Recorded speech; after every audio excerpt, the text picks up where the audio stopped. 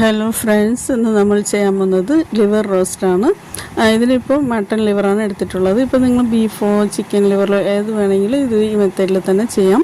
ഇത് ആദ്യം നന്നായിട്ട് കഴുകി വൃത്തിയാക്കി എടുത്തിട്ട് അതിൻ്റെ കൂടെ ഇഞ്ചി, പച്ചമുളക്, വെളുത്തുള്ളിയും ചതച്ചതും കുറച്ച് ചെറിയ ഉള്ളി ആവശ്യത്തിനുള്ളത്, അത് അരിയേണ്ട ആവശ്യമില്ല, ഇങ്ങനെ ഇട്ട് കൊടുത്താൽ മതി. കുറച്ച് വെളിച്ചെണ്ണ, ഉപ്പ് എല്ലാം കൂടെ ഇട്ട് നന്നായിട്ട് നഴുകി എടുക്കുക.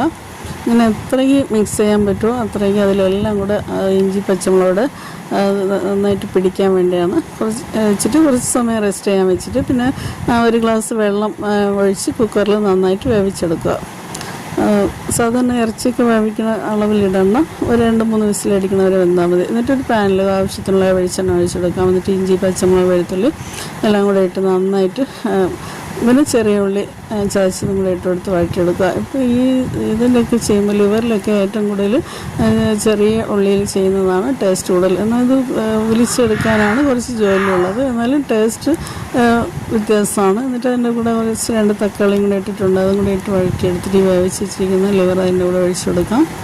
എന്നിട്ട് പിന്നെയും കുറച്ച് മഞ്ഞൾപ്പൊടി, പിന്നെ ആവശ്യത്തിനുള്ള കാശ്മീരി ചില്ലിയാണ് ഇട്ടിട്ടുള്ളത്. നിങ്ങൾക്ക് എരി ആവശ്യമുണ്ടെങ്കിൽ കുറച്ച് എരിയുള്ള മുളക് പൊടിയും കൂടെ ഇടാം. പിന്നെ ഇതിൽ എരിക്ക് വേണ്ടി ഇടുന്നത് കുരുമുളക് പൊടിയാണ്. പിന്നെ മല്ലിയില ആവശ്യത്തിനുണ്ട്. അപ്പോൾ ഇത് മല്ലിപ്പൊടി ഇട്ടിട്ടില്ല. 1 സ്പൂൺ പെരിഞ്ചീരപ്പൊടിയും കൂടെ ഇട്ട് കൊടുക്കാം. എന്നിട്ട് കുറച്ച് ഗരം മസാല കൂടെ ചേർത്ത് കൊടുത്തിട്ട് കുറച്ച് നന്നായിട്ട് വേവിച്ച് വറ്റിച്ചെടുക്കാം.